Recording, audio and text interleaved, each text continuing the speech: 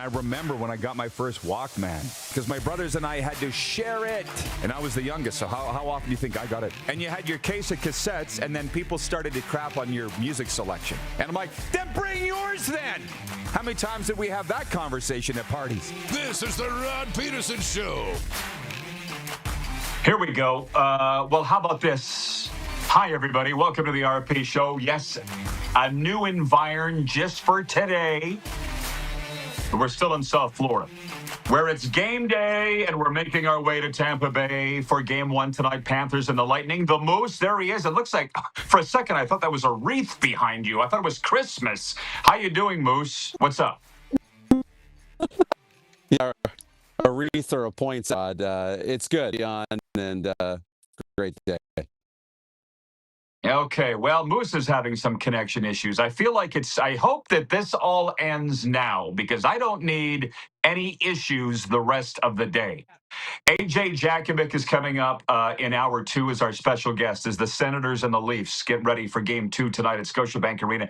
Everybody's excited on, what is it now, night 4 of the Stanley Cup playoffs. So if we're ready to go, can you guys hit the quick six show horn? We'll get down to business here, please, and thank you.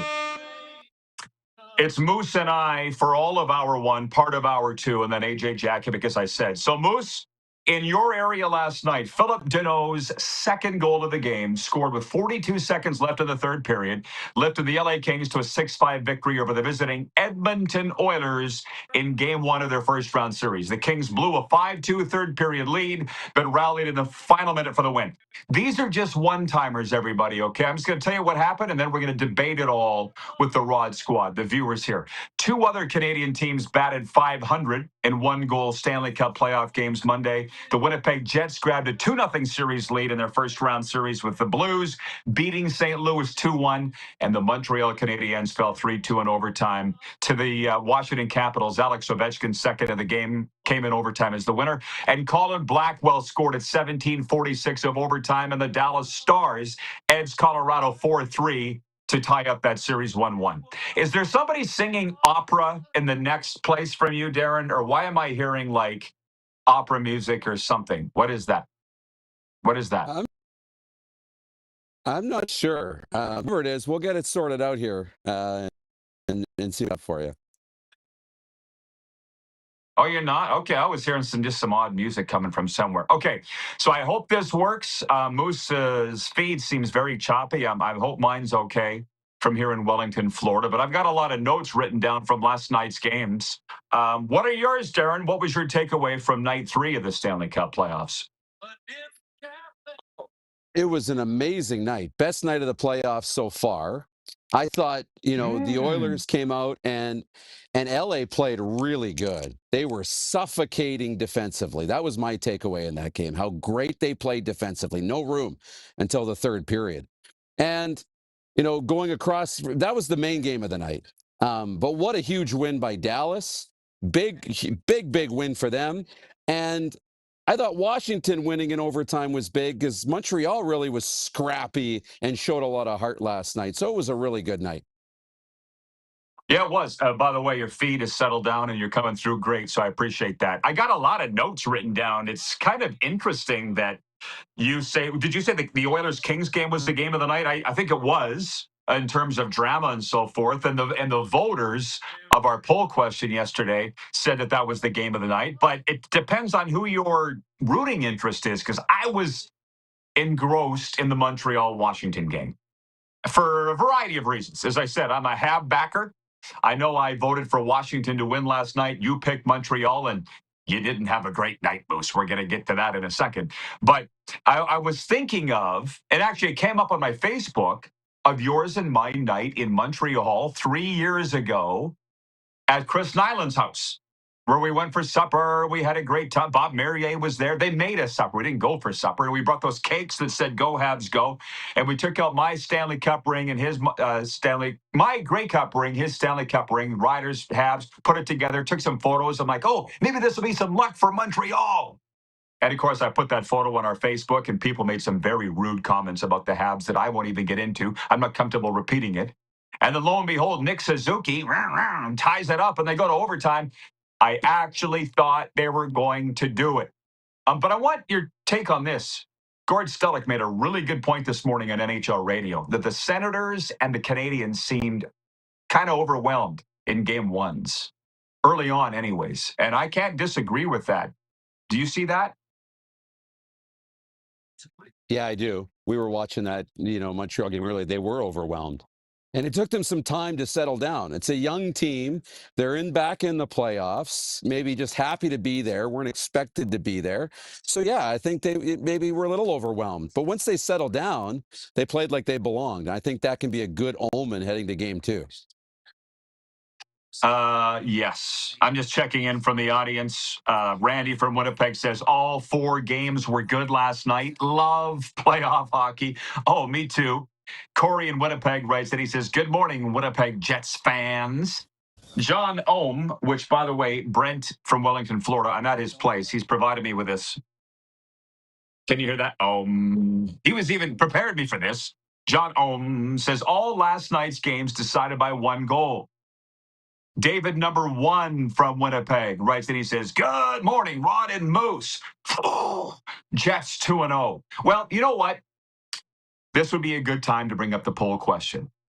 Daily for EMJ Marketing. Allow EMJ Marketing to transform your audience with an all-star keynote speaker from their all-star roster. You can check it out at emjmarketing.com and then look up Joe there. The question today is, will the 1993 curse end this year? And initially I said no, because the odds are that it won't.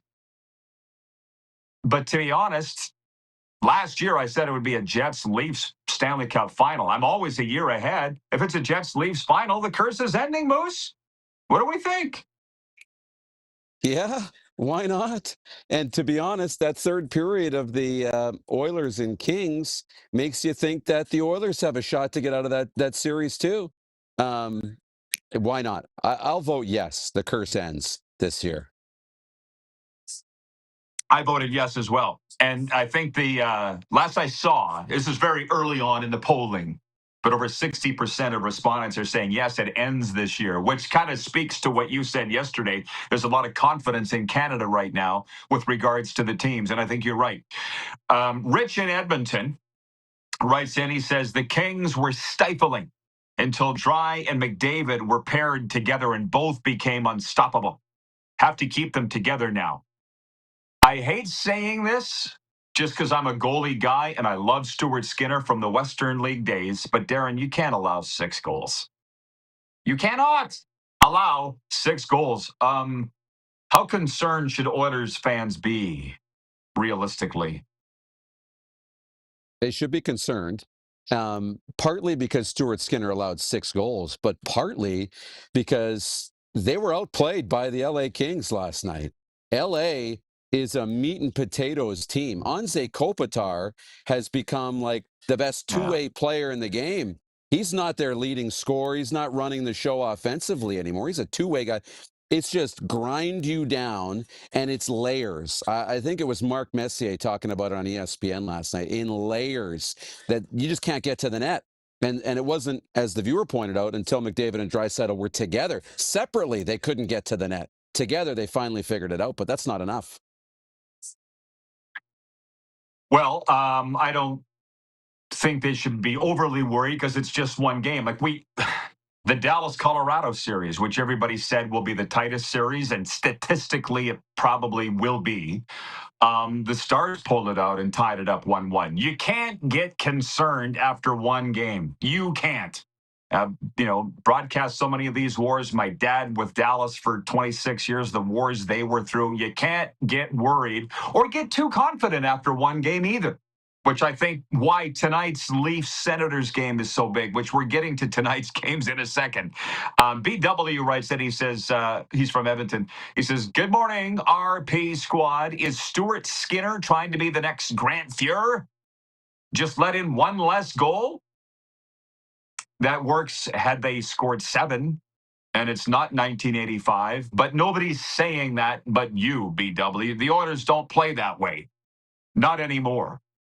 Bill writes in from the Queen City. He says, good morning, crew. It's snowing in Regina. Looking forward to tonight's games. Go Leafs, go. I don't know what to say. I love where I live, period. But I don't think that's news to anybody. A couple more notes, Moose, before we do move on to tonight's games. Ovi scores the winner in overtime. I have a lot of Montreal Canadiens fans. Matt Dubuc comes to mind. Tony Plater, Tom Shepard, Bob Merrier, Chris Nyland, like a lot. And they came very close last night. So I think they will be a different team in game 2. But wasn't it just yesterday we talked about why is Ovi getting no love in the MVP conversation? To be honest, I don't think he cares. And last night with the winner, he became the 4th oldest player in NHL history to score a goal in overtime to win a game. And do you even want to take a swing at who was the oldest? Ovi's 4th oldest, but who does everybody? This is like a answer at the bottom because I don't feel like answering it right now. That's a great question, isn't it? Yeah, fantastic question. I'm trying to think of who had goals. I don't know why UA Krupp comes to mind. He wasn't that old, though, Nope. at all when he scored the OT winner for Colorado to win the Cup against Florida. I have no idea. I was going to say somebody like that, but I don't know. No. I'll say it before we get out of this segment. I'm not going to say it now. I want to allow the people some time to answer it. And by the way, you can write us on the Progressive Insurance text line, 902-518-3033. Switch to Progressive and you can save a bunch.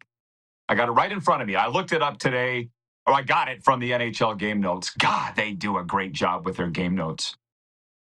So we'll just, and by the way, here's a hint. He was 41. Okay? The oldest player to score a Stanley Cup playoff game-winning goal was 41 years of age. Does anybody know? Has this percolated anywhere?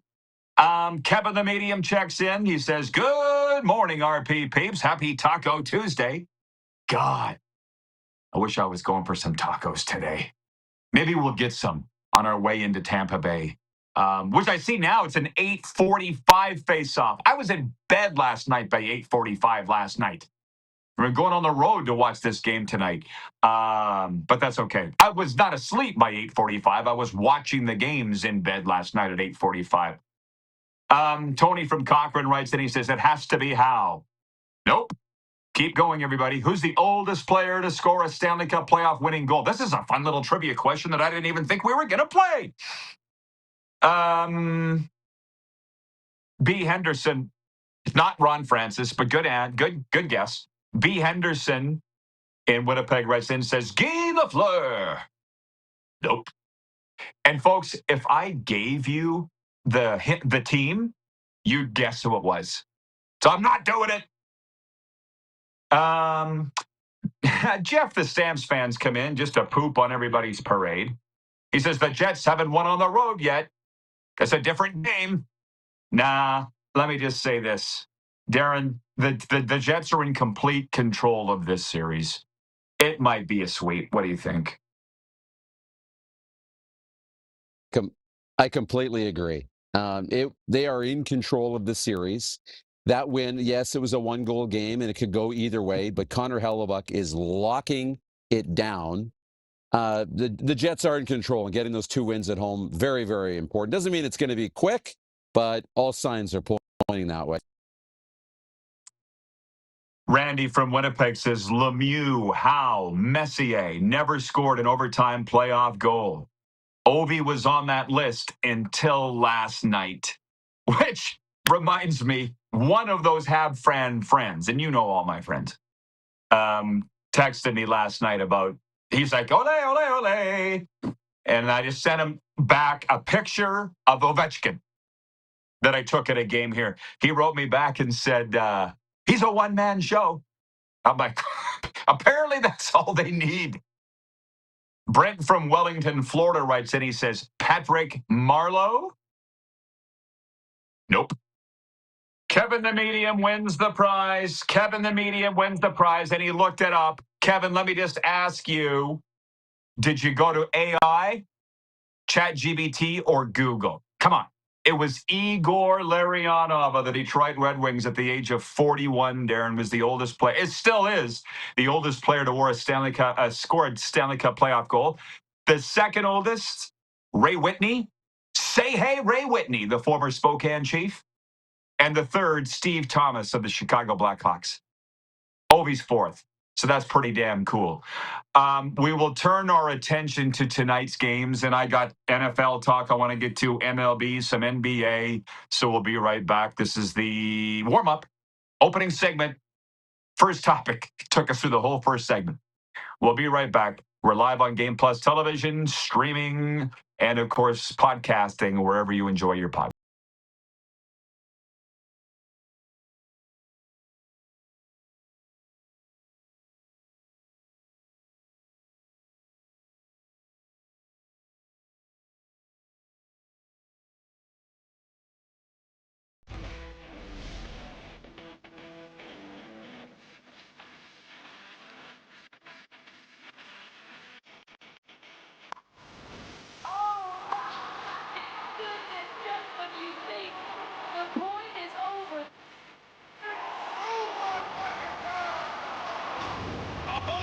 Sounds like he knows what he's doing a little bit. As long as you're entertained. Aren't you entertained? We're all capable of doing more. More speed, more reps, more commitment to getting every detail perfect. And that's why it's important we never miss a donation appointment. Blood and plasma donors are needed every day in Canada to support thousands of patients that rely on Canada's lifeline. We're asking you to join the Hockey Gives Blood Partners for Life team. Join today by downloading the Give Blood app or book online at blood.ca/HGB. Canada's premier Junior A Hockey League deserves premier coverage, and at IKS Media, we have you covered for all things SJHL. SJHL Weekly on Monday, a live broadcast across our social media platforms where we interview your favorite players and coaches from across the league and preview the upcoming week. And on Thursday, SJHL Insider, where we look ahead to the weekend that will be and cover everything going on across the league. Catch it all on our social media platforms or on sjhl.ca.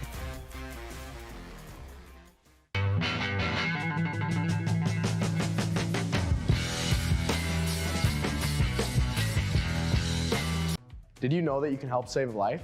And you can start right now.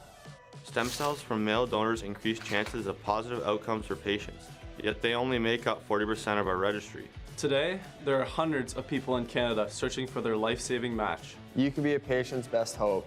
Be a hero by registering with Canadian Blood Services Stem Cell Registry now.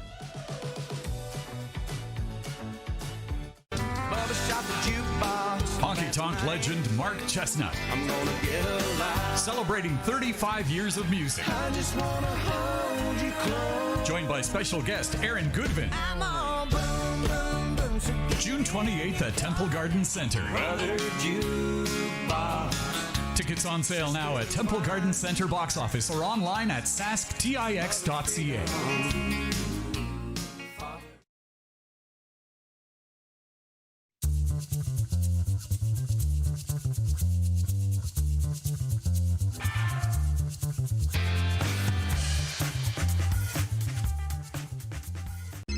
Text 902-518-3033. 902-518-3033. Pick up your phone and text RP, that's Rod Pedersen. Text 902-518-3033. Here's how your business can be a part of Canada's fastest growing sports talk show. All you have to do is contact us, and we will tell you all about the dynamic and exciting marketing opportunities we have, utilizing a fully integrated 360-degree multi-platform. Imagine your business seen and heard across Canada on Game Plus TV and around the world on the Rod Pedersen Digital Network. You will use one of the most overused expressions in sports. You gotta be kidding me. Get your business involved. Contact the Rod Pedersen Show today.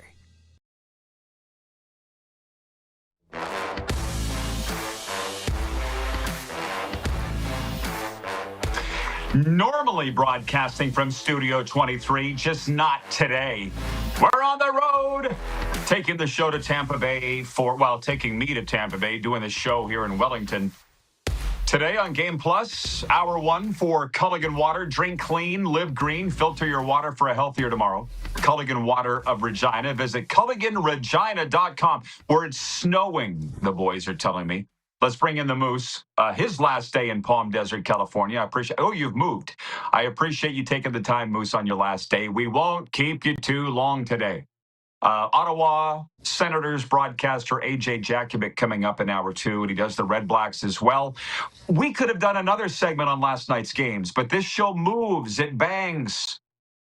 But regarding that trivia question, who is the oldest player to score a Stanley Cup playoff winning goal? Alex Ovechkin after last night is the fourth oldest, but it's Igor Larionov is the guy. Tony from Cochrane writes in and says, that was fun. It was fun having that fun little game.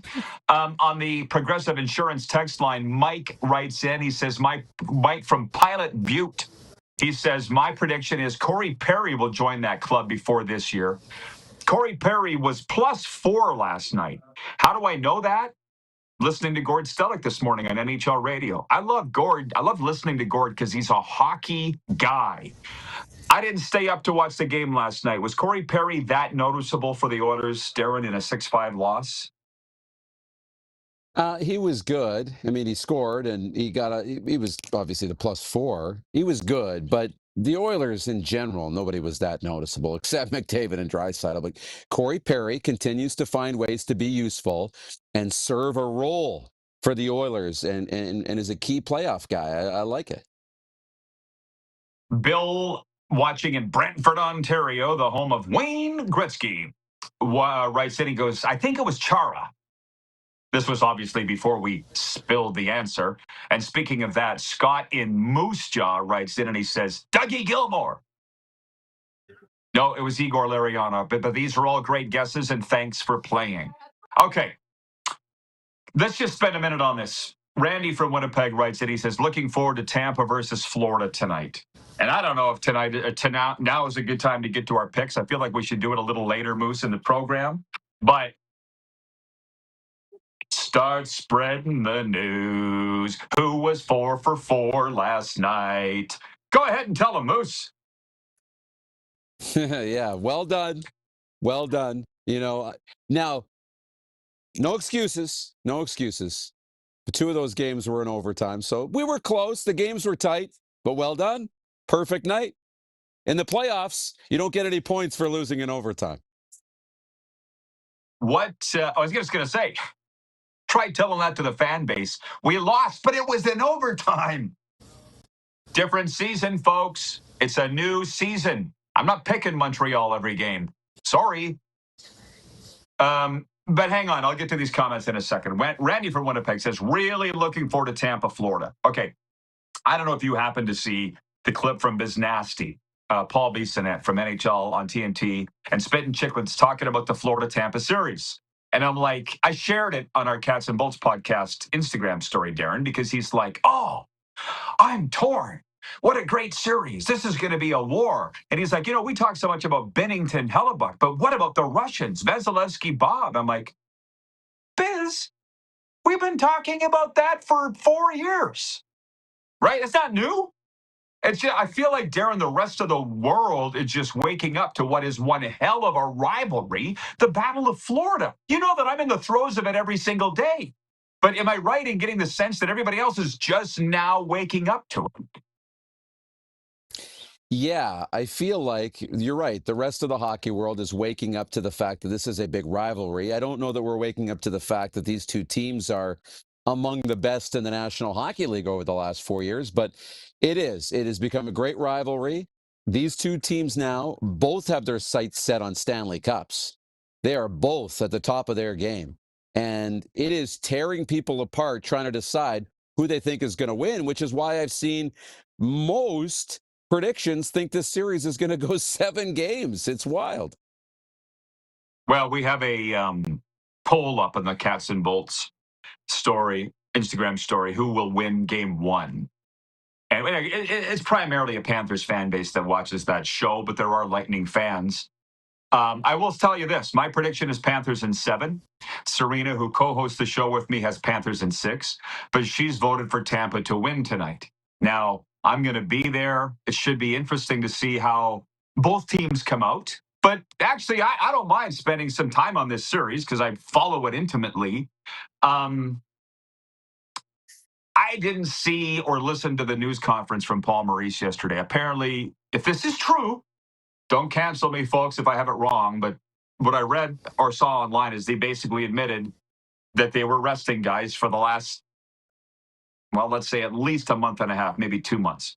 And there are some hockey media sites that have taken umbrage with that. Says it's bad for the game that the Panthers were resting guys in the regular season for 2 months. This goes to do what's best for you, bro. Did we not learn that in COVID? Welcome to COVID. Sucks to be you. We're all going to do what's best for us. And that's what the Panthers have been doing. I don't think it's bad for hockey. Do you? No, I don't. I think it's okay because we know what they've gone through the last 2 springs. You know, they've gone through 2 or 3 springs. They've gone through the ringer here. And, they know that to get to a cup and win a cup, you need to be healthy. And so I don't have any issues with that. They're also banged up. Like Matthew Tkachuk wasn't just being rested. He was hurt. He didn't play in the gold medal game of the 4 Nations. That wasn't just for rest. He was hurt. He would have played for his country if he could. So I don't have an issue with it. And if there is an issue, they'll address it. But there was no issue with the LTIR stuff. I know Bettman, apparently scrutinized some teams for the LTIR management. And maybe that led to to Evander Kane not playing in game 1 for Edmonton. I don't know. I don't know what it'll mean for Matthew Tkachuk tonight. But I don't have any issue with what Paul Maurice has done with his lineup. Well, and by the way, there are already, not shockingly, Panthers media on the scene at Amalie Arena in Tampa, where the Panthers are about to go through their morning skate. This is what's exciting about daytime live sports talk. The Zane replayed Sports Center 20 times, or Pat McAfee talking about the NFL, which is fine, but that's not what we do here. Tkachuk's status, last I saw, for game 1 tonight is unknown. I still think he'll play. Paul Maurice is expected to provide an update after the skate, but you know what? He's not under any obligation to do that. Maybe it's a game time decision. John Ohm says Florida is a hockey powerhouse. Yeah, it has been for a while. But as we're learning just now, everybody else is waking up to it. This is the 4th Battle of Florida in 5 years, and can you believe I've been here for all of them? Time flies, and great timing and luck for me. David in Winnipeg, David number 1 says, Rod, with you being a goalie guy, in your opinion, would you think the Jets were taking runs at Binnington? U.S. media people seem to think so, given it hasn't happened to Helly. Well, you got to be careful who you listen to. Who is saying that? Because number 1, no, the Jets wouldn't. They aren't. And that's not the way Scott Arneal's team would play. They just don't do that. I watched that game last night. They weren't running Jordan. If they were going to run Jordan Binnington, you'd know. And by the way, there's a real big difference between running a goalie and bumping a goalie. Really big difference. Because on Dallas's overtime winner last night, that was goaltender interference. I'm not quite sure how that goal was allowed. But anyways, the Jets aren't running Binnington. Do you have an answer for David number 1 on that, Moose? Yeah, they're not. There's a difference between getting in his face, being physical, trying to disrupt him a little bit. You have to get in his way and make him uncomfortable. With good goaltenders, you have to make them uncomfortable. They're going to try and do that tonight to both Vasilevsky and Bob. They got to get in his kitchen a little bit. I'm with you. I took a look at that goal. I'm like, that might have been an interference. Now, they did give him a chance to reset. There was I think there was time to make the save. I'm not a goalie, but that's what you have to do. Get in his face, make him uncomfortable. And it resulted in a game-winning goal. I'll tell you something. Thank you for that. If you're going to run a goalie, make it good. Don't brush him.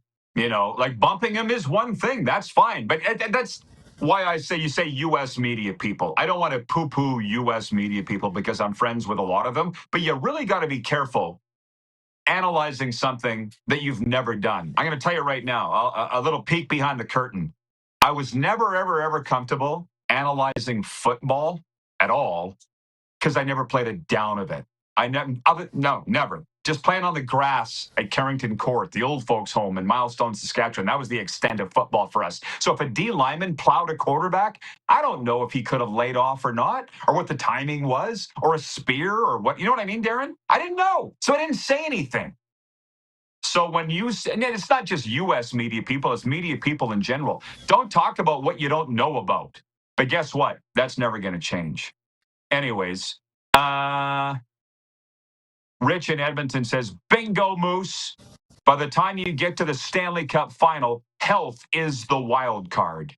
Well, and by the way, this goes back to what's good for the game or good for not. It depends on your perspective. I don't see anybody complaining about the Panthers resting guys. I haven't seen one complaint other than this media site on Facebook, which I don't get sucked into. I never for 1 second thought that anybody was mad about this. I asked you this as the regular season was dwindling to its conclusion. Is anybody mad about this? And you said, you don't see it. I don't see it. Have you seen it since? Are there clips out there of Paul Maurice actually saying that yesterday? Because I haven't seen them. No, I haven't either. So no, okay. I haven't. I'm with you on that. No. It's just, I need this for myself, not just for John Ohm. Here's the problem, and I'm just getting around to realizing this, Darren. You can't put any stock in what you hear. Everybody wants to believe everything that they're told. And you know what? This thing about Evander Kane or Gabriel Landeskog is a great example. Oh, he's going to be ready for the playoffs. Oh, he's not, but he's going to be ready for game 3. That's gamesmanship. They're not going to tell you, and you know what? I don't expect them to tell us what their lineup situation is. Yet everybody wants to believe everything they hear. And the thing is, I don't believe any of what I hear. And I'm not sure who's right, but how much stock do you put in injury reports? Or for that matter, anything these guys say? I mean, the ones I trust. You know, I trust the Darren Dragers, the Elliot Friedmans, you know, in the NFL, the Adam Schefters, Tom Pelissero, et cetera. If they tell me a guy's going to play, I believe I can take that to the bank usually. But, you know, you mentioned Landeskog, and it kind of started to irk me. You know, Tkachuk, again, didn't play in the Four Nations gold medal game for his country alongside his brother. If he's not healthy. Like, yes, okay, coincidence, game 1. Mark Stone has gone. I know we talk about that, but he's gone through so much with his body. Gabe Landeskog, do you think this was Jared Bednar's master plan? Okay, Landeskog, we're going to sit him out for 3 years, and we're going to bring him back for game 1. Okay, Gabe? 3 years, you're going to sit out. Hey, this is the long game. It's not the long game. He wants to play. As I say, don't believe anything you hear unless we're saying it. Us, you can believe. How about that? Wilf writes in from Steinbach, Manitoba, 902-518-3033 in the Progressive Insurance text line, and he says, hi, Rod and Moose. Jets are looking good with Velarde and Ehlers to come. And no, Jets aren't running the goalie. I'll say it again. It's hard to hide running a goalie. It's very hard to hide it. So they're not doing it. If they were doing it, we would know. Okay, David, number 1, that's my answer. Brian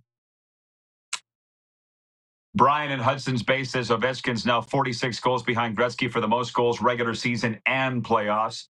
He should get that next year, then probably ride back off to Russia and play a year or 2 to finish his career. One day at a time, brother. Gary writes in from Winnipeg, the old fart. Good day, guys. That third period, the Kings and Oilers game was definitely high-flying hockey with no holds barred. I thought we were sent back to the 1970s by the hockey gods. Also, 2 wins for the Jets, 14 more to go. Signed Gary from Winnipeg, the old fart. I'll say it again. Moose and I agree. There isn't one series. I know we're very early into these playoffs, but there's not a series where one team looks so much more dominant than the other, than the Jets and the Blues. We have not even yet got to the Leafs and Senators yet, and we will do that right after this break. Don't go anywhere, Moose, or anybody for that matter. We'll be right back. We're live on Game Plus Television, streaming live and podcasting wherever you enjoy your podcasts.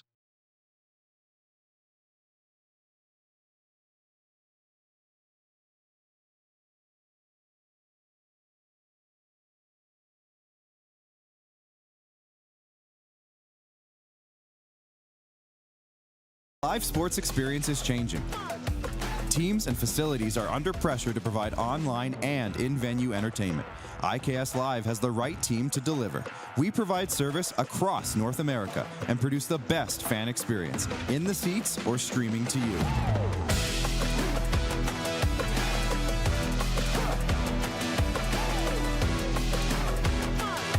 IKS Live continues to bring you the best seat in the house. Honky Tonk legend Mark Chestnut. Celebrating 35 years of music. Joined by special guest Aaron Goodvin. June 28th at Temple Garden Center. Tickets on sale now at Temple Garden Center box office or online at sasktix.ca.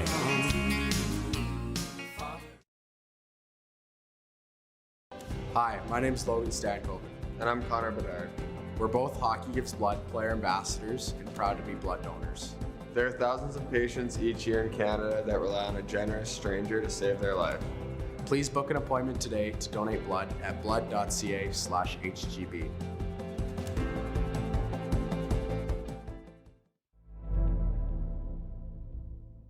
Welcome to the Create Space at IKS Media. Meetings, podcasts, studio. Whether you're here to collaborate or educate, our versatile meeting places, workspaces, and studios await. Your next big idea starts here. Make our space your space. The Create Space at IKS.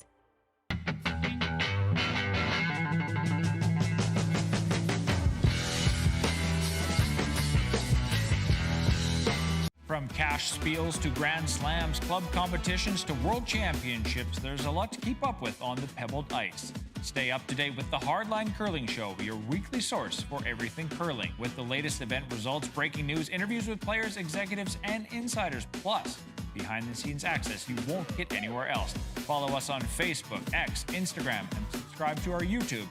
Make sure you don't miss a thing.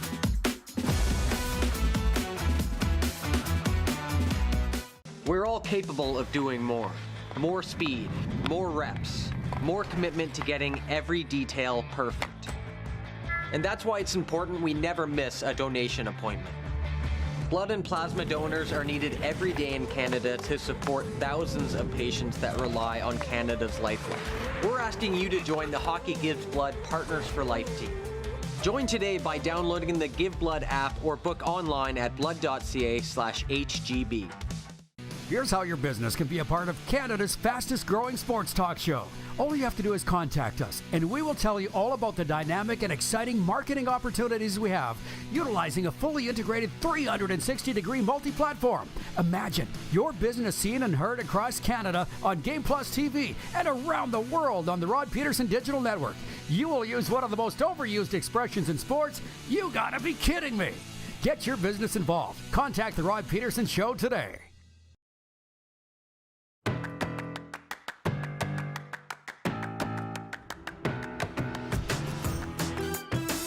Game day here in Florida. Finally, the Battle of Florida gets going. Game one tonight in Tampa Bay, 8:45 p.m. Eastern, they're saying now. We've spent the last 40 minutes talking about last night's games, and Moose is in Palm Desert wrapping up his trip down there. I'm on my way to Tampa for game one tonight.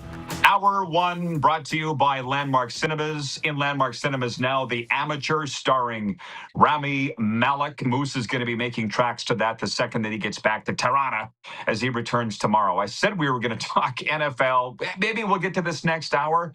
Some brief things on it, Darren, but all the Jets fans have just showed up. They're all excited. Go, Jets, go. They're all yelling. We've been talking about it for 40 minutes. So rewind because there are 4 games tonight, including one in Toronto, where the Leafs look to go up 2-0 on the Ottawa Senators. Battle of Florida and Tampa, as I said, game 1.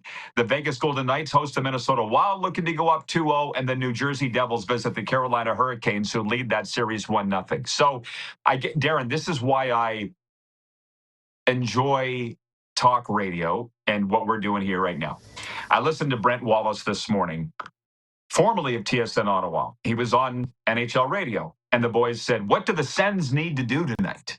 And Wally, who I met from I guess we never worked at TSN together, but I met him there. He said, Linus Ullmark needs to be better. They need to stay out of the penalty box, and they need to score and not worry about hitting so much. And I was like, well, if you just landed from Mars and hadn't seen game 1, we all know that. But hey, that's what analysts are for, I guess, right? We can all see that coming out of game 1. Yeah, we can. That's pretty good. But, I think he's not wrong. I don't hate the way that Ottawa came out physically. He said they got to score and not hit so much, but I don't mind the hitting and setting that tone early. And you hope that pays off down the way in games 2, 3, 4, 5, 6. But they do have to stay out of the box because the Leafs power play is lethal. And we all expected it to be. In years past, it wasn't, even with all that firepower. Craig Berube, I think Mark Savard's on that, working the power play or was. It's working now, so you can't give the Leafs power play opportunities here in the playoffs. Yeah. Well, and again, my point on all that is we just enjoy the talk. It's no different than America, where they've just been chasing their tail on this damn NFL draft that finally begins on Thursday night, or Aaron Rodgers. They just talk about it all day, every day, and nobody gets tired of it. It's the same thing with the Stanley Cup playoffs in Canada, Darren. Like, they mentioned Stützle, I think, led all Senators with 9 hits. Gordy Stullock made a great point. Why is he leading the team in hits? He goes, and Gordy's a Leaf guy. He's like, if you give me Stützle 9 hits and 0 points all day, and you would kind of sit there as a hockey guy and think, well, we want our top guys to be physical. But do you really want your top guys to be physical? I think you want them to score. It's a real double-edged sword. I think for Ottawa, it's like literally just scrape game 1, forget it all. They've identified what their problems were, and be a different team tonight. But how do you feel about the fact that I think it was 56 hits they had? That's a lot for any hockey game, let alone game 1 of a Stanley Cup playoff series. And was that the wrong approach? I guess it was, because they weren't really in the game. Well, early on, I didn't hate it. Set a physical tone and see if that can open up space. It's kind of putting money in the bank for later. If we get physical now, yeah, they might score a couple because we'll make a couple mistakes. But we're going to hopefully start, making them think twice about going after the loose puck. They're going to hesitate going into the corner. So down the stretch, we'll get all these pucks first. It's going to benefit us later. Well, it didn't in game 1. Even in the third period, it didn't. But Stützle doing it, no. I don't like him being the team's leading hitter, no. But we see Alex Ovechkin leading the Capitals in hits, but he plays with an edge. If it was Brady Tkachuk leading the team in hits, I think we'd all think, yeah, that's great. He's leading by example. Not Stützle. He's a scorer, not a hitter. Yeah, speaking of Tkachuk, Matthew Tkachuk, I'm seeing the reports. George Richards, my good friend from Florida Hockey Now website, is reporting that Tkachuk was one of the first off the ice at the morning skate for the Panthers.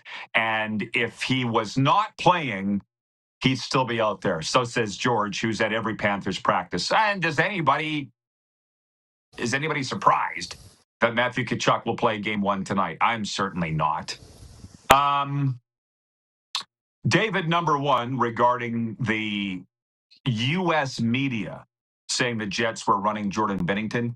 David has clarified, and he says, just an FYI, the gentleman saying Binnington was getting run is Thomas Welch of St. Louis Media. To that, I would say, who? James in Manitoba writes in, he says, I'm not thrilled with the NHL refs. Either make a call that's in the rules. A slash is a slash. It's given us 3 nights of Stanley Cup playoff before they're bitching about the officiating. I can't make it. Please make it stop, Moose. It's officiating, man. It's been years of this. It's never going to be perfect. What's your take, Ben, of the playoff officiating? You said it's been 3 days, and then I'm glad you said it's been years of this. I'm like, it's only been our whole lives. The stakes are higher in the playoffs, so every penalty is more important. So they're more diligent about what they call. We all know that. Now, yes, there was some calls we don't agree with. Even in the Leafs-Sens game, to give the Leafs a couple 2-man advantages, or LA had a couple of 2-man advantages, and they scored on one. And yeah, we might not love it, but don't be surprised with how the refs call the playoffs differently than the regular season. It happens every year. Well, it was last year. We had Tim Peel on, our good friend. And I'm going to tell you right now, again, if you don't follow Tim Peel on Twitter, go do it now. Stop watching this show and go look up Twitter and find Tim Peel, because he's great. But he came on this show last year. And he goes, here's what will happen. Either the night before the first game or the morning of the first game, Gary Bettman will have a Zoom call with all the refs and linesmen and tell them exactly how he wants the games called. This is from Tim Peel, okay? He's not lying. He goes, and Gary Bettman will say, call everything. So for the guy, James in Manitoba, that says they missed the slash, maybe they missed the slash. But he goes, this is round 1 where he wants everything called. Round 2, round 3, round 4, it starts to get lax. We all see that. Right? So, but Tim Peel at least was able to come on and confirm that's how it's done. They're only doing what they're told is kind of what I'm trying to get at here. Okay, Moose, we've come to that time. A break for you. I'll see you back here in hour 2. Okay, I'll see you in a few. James in Manitoba writes back. He says, love your comments. Thanks, guys. We love that you're watching, James. More importantly, load up that Progressive Insurance text line, 902-518-3033. I'm just going to tell you, I don't think he minds. I'm at the home of Brent in Wellington, Florida, because it's on the way to Tampa Bay. And he said, yeah, go ahead. And I considered being outside. Kind of glad I didn't. But I'm sitting there going, how did I do this show outside for 3 years before I moved it into the studio? I don't know. Mike in Winnipeg from Ice Time Sports writes in. He says, if the refs called everything, we would hate the game of hockey. Well, they're trying to call everything. There's been some very tight calls that I wouldn't have made in the playoffs, but that's what they've been told to do by their boss. Anyways, get the comments rolling, because that's just me in the next segment. AJ Jakubec, Senators Radio, coming up in hour 2. We'll be right back here on Game Plus Television, streaming live and podcasting wherever you enjoy.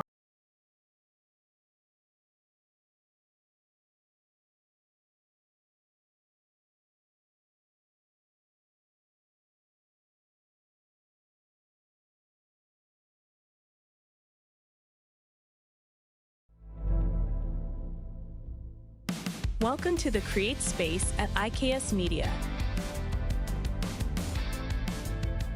Meetings, podcasts, studio. Whether you're here to collaborate or educate, our versatile meeting places, workspaces, and studios await. Your next big idea starts here. Make our space your space. The Create Space at IKS.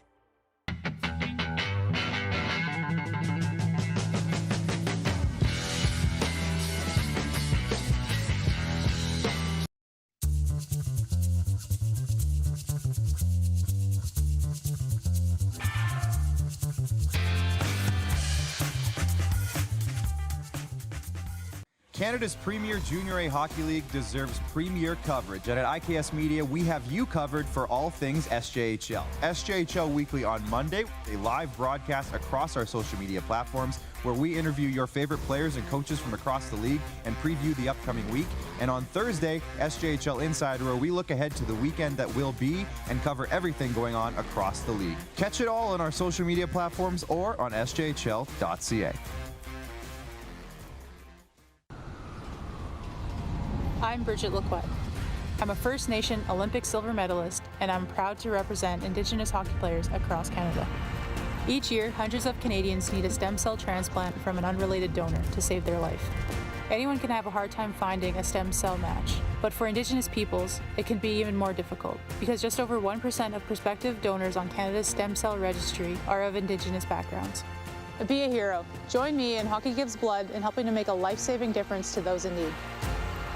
Register today at blood.ca/beahero. From cash spiels to grand slams, club competitions to world championships, there's a lot to keep up with on the pebbled ice. Stay up to date with the Hardline Curling Show, your weekly source for everything curling, with the latest event results, breaking news, interviews with players, executives, and insiders, plus behind-the-scenes access you won't get anywhere else. Follow us on Facebook, X, Instagram, and subscribe to our YouTube. Make sure you don't miss a thing.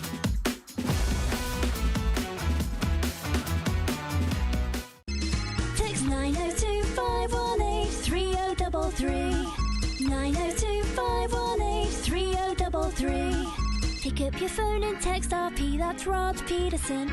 Text 902-518-3033.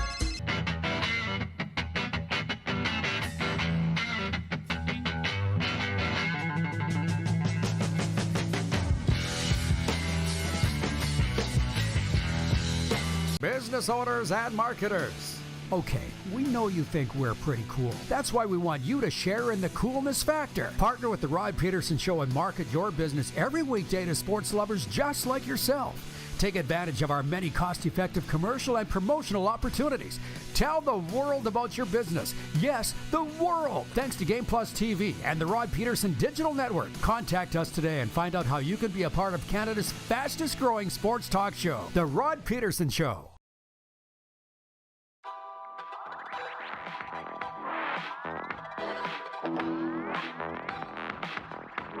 There's a look at Studio 23, our normal home for the RP show, but not today. We're on location, still in Florida, but on our way to Tampa Bay for Game 1 of Florida-Tampa, Battle of Florida tonight. And it's been all hockey. And what I'm going to do here, this mini overtime, brought to you by our friends at Overtime Hockey Lanes in Calgary, is just finish up the topics I didn't get to. And then we're going to break and come back for hour 2. Isn't this fun? So there's baseball going on. Hunter Brown struck out a season-high 9 batters over 7 innings, and the Houston Astros whipped the visiting Toronto Blue Jays 7-0 in Major League Baseball action Monday night. It was Houston's second shutout of the year. Stros have now won 3 of their last 4. The Blue Jays have lost 3 in a row and will try to snap that tonight at Houston when they send righty Chris Bassett to the mound as the series continues. I wanted to get into this with Moose. I'll just read it here and see if he's paying attention when he comes back in hour 2. NBA, Dallas Mavericks general manager Nico Harrison says he miscalculated the depth of love Mavericks fans had for Luka Doncic before the trade that sent the young superstar to the Lakers for Anthony Davis. Despite the persistent catcalls from fans for him to be fired in the 2.5 months since, Harrison still believes it was the right move for building a championship contender in Dallas. How stunned and tone deaf can you be? I didn't know the fans liked him that much. He's probably the most popular player since Dirk Nowitzki, by far. Oh, man. Although it's not completely out of the realm of thinking that a GM might not know. We'll talk about that next hour. That was point 4. Point 5. And I want to get into this with Moose because he's such a Coach Prime fan. Point 5, Deion Sanders never fretted over his own NFL draft journey. He had the leverage to go wherever he wanted because he was also a baseball star who was drafted by the Yankees the year before his NFL draft year. He's not stressing over his son's draft odysseys either. Even as highly touted quarterback Shadur navigates heavy doses of negativity, and his other son Shiloh's projected to go undrafted altogether.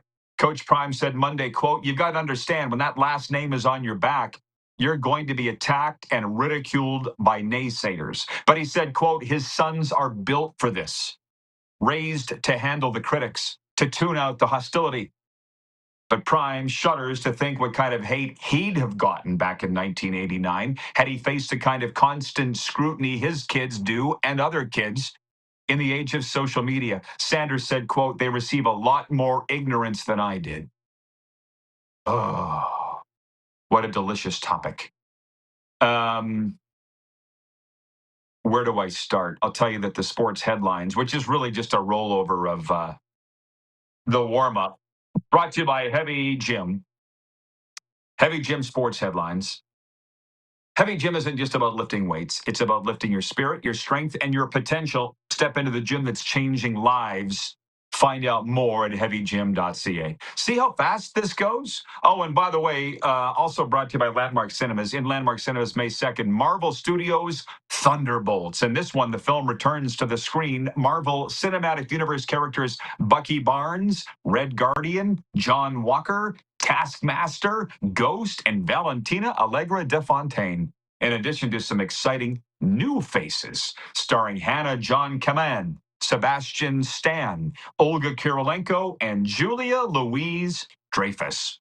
Marvel Studios' Thunderbolts in Landmark Cinemas, May 2nd. Well, we're going to have our own kind of Thunderbolts tonight. Game 1 of the Stanley Cup playoff first-round series, Panthers and Lightning going in Tampa Bay. 1 hour till we're on the road for that.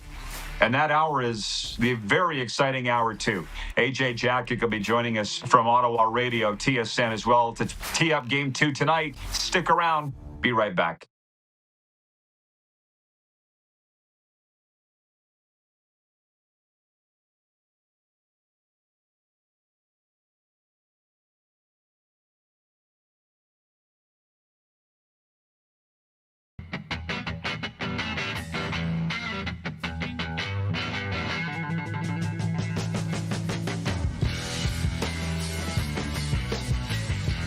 We're all capable of doing more. More speed, more reps, more commitment to getting every detail perfect. And that's why it's important we never miss a donation appointment. Blood and plasma donors are needed every day in Canada to support thousands of patients that rely on Canada's lifeline. We're asking you to join the Hockey Gives Blood Partners for Life team. Join today by downloading the Give Blood app or book online at blood.ca/HGB.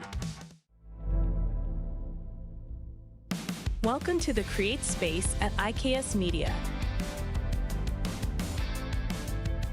Meetings, podcasts, studio. Whether you're here to collaborate or educate, our versatile meeting places, workspaces, and studios await. Your next big idea starts here. Make our space your space. The Create Space at IKS.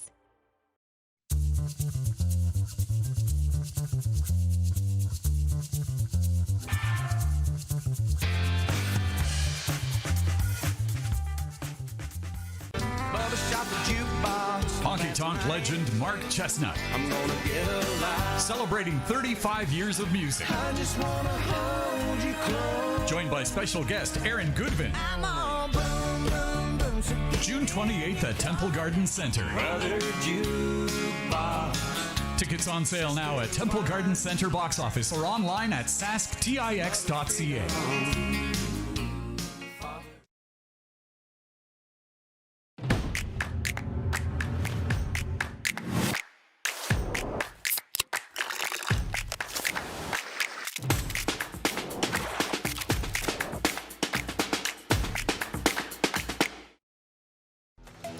The live sports experience is changing.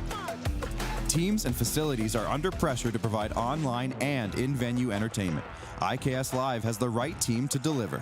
We provide service across North America and produce the best fan experience, in the seats or streaming to you.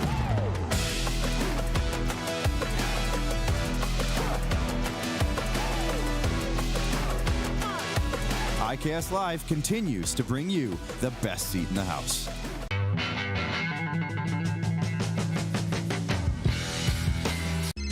Text 902-518-3033. 902-518-3033. Pick up your phone and text RP, that's Rod Pedersen. Text 902-518-3033. Business owners and marketers. Okay, we know you think we're pretty cool. That's why we want you to share in the coolness factor. Partner with the Rod Pedersen Show and market your business every weekday to sports lovers just like yourself. Take advantage of our many cost-effective commercial and promotional opportunities. Tell the world about your business. Yes, the world. Thanks to Game Plus TV and the Rod Pedersen Digital Network. Contact us today and find out how you can be a part of Canada's fastest-growing sports talk show, The Rod Pedersen Show. Right now. I'm wearing headphones, rocking it back old school radio days. How about that? And somebody said it looks like I'm plugged into a Walkman. And I remember when I got my first Walkman, because my brothers and I had to share it. And I was the youngest, so how often do you think I got it? And you had your case of cassettes, and then people started to crap on your music selection. And I'm like, then bring yours then! How many times did we have that conversation at parties? This is the Rod Pedersen Show. Yes, it is. Thank you, Rick Regan. Welcome to Hour 2, everybody, of Canada's favorite daytime sports talk show. Can't you see we're in Canada?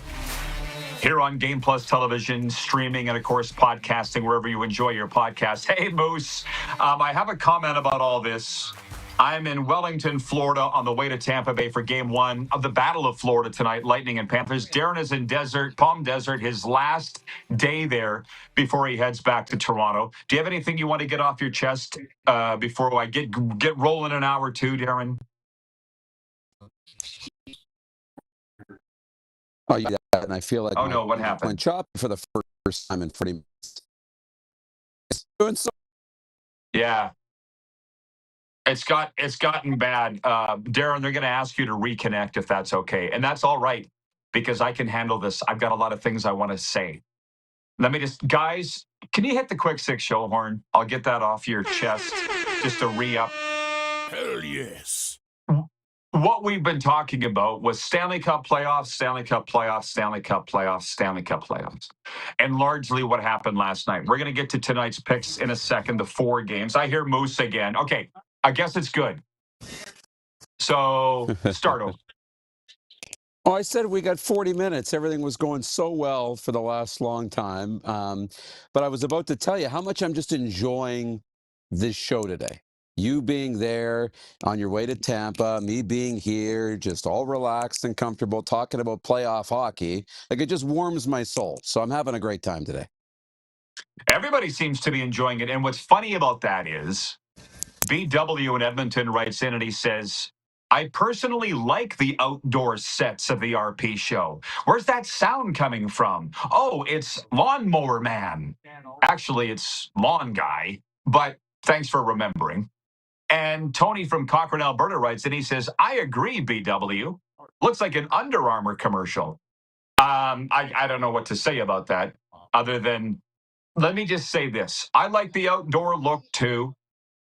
Other members of our team want an indoor studio, whatever. I don't really care.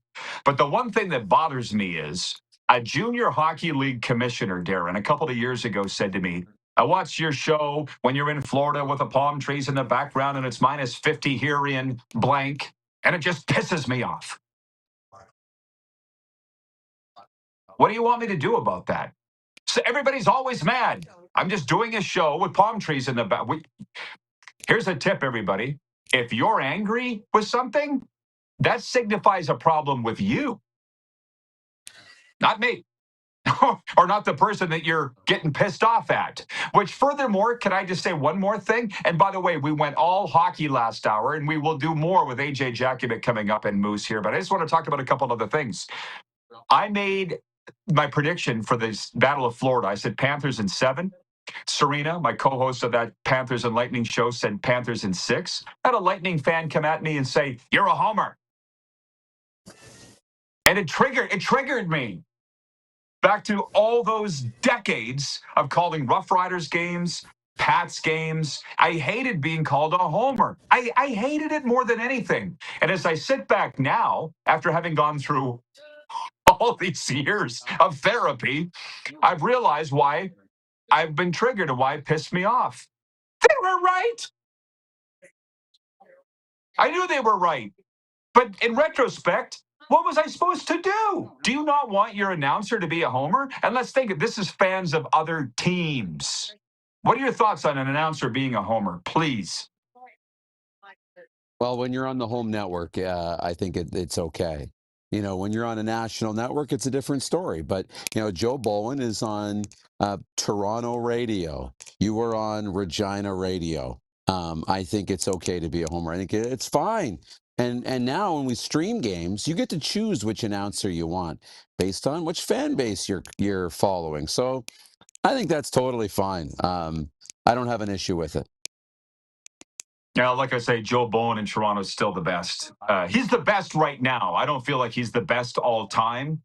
For me, that's probably all time Rod Phillips, Oilers radio. Okay. And Peter Mara would be right up there. Joe Bowen is in that vein.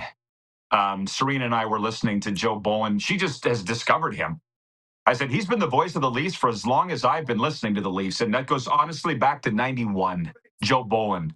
And the reasons why, I don't even know when he started. He is old school and he's great. He's the best right now. Jeff, the Stamps fan, writes that he says, nothing hurts more than the truth. Oh, I heard this one the other day. If you want to help somebody, tell them the truth. If you want to help yourself, tell them what they want to hear. Now, a couple other things.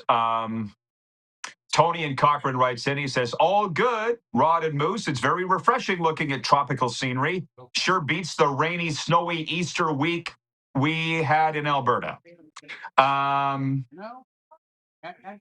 John Barker says, the only time I can't stand a homer is when they are calling a live game. Oh, some people take it too far, and I'm sure I did. I'll tell you something right now. Kelly McCrimmon, the general manager of the Vegas Golden Knights, for whatever reason, had a real problem with us when he was with the Brandon Wheat Kings, us within the division, because I'll never forget. Sorry to get off track, but it's my show. He walked right up to Rob Carney.